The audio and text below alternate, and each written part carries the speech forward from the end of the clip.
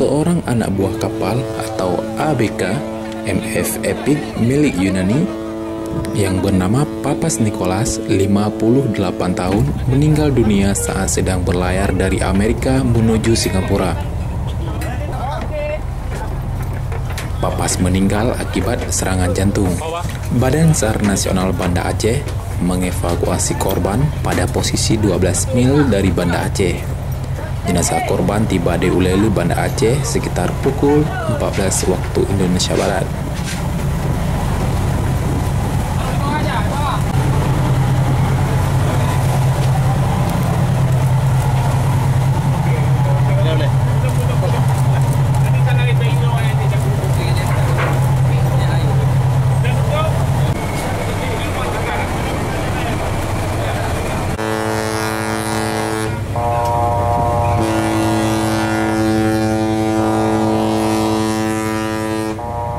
Kapten kapal Basarnas Supriyadi mengatakan, Papas meninggal malam tadi sekitar pukul 22 waktu Indonesia Barat saat tengah berlayar di Amerika dengan tujuan Singapura.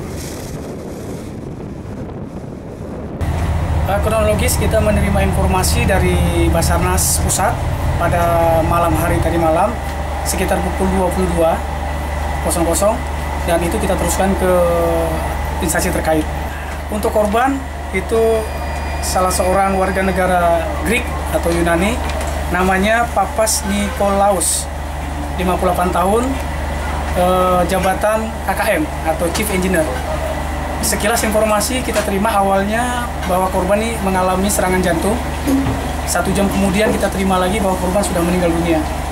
Nah, jadi kita melakukan evakuasi tadi di posisi yang sudah kita tentukan.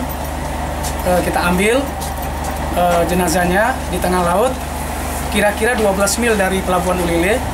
Selanjutnya kita bawa ke Pelabuhan Ulele, kita serahkan ke petugas terkait seperti karantina untuk divisum di rumah sakit terdekat.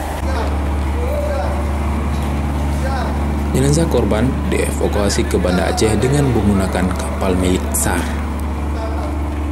Jenazah Papas rencananya akan diotopsi di Rumah Sakit Zainal Abidin, Banda Aceh. Nandar melaporkan untuk MGC News.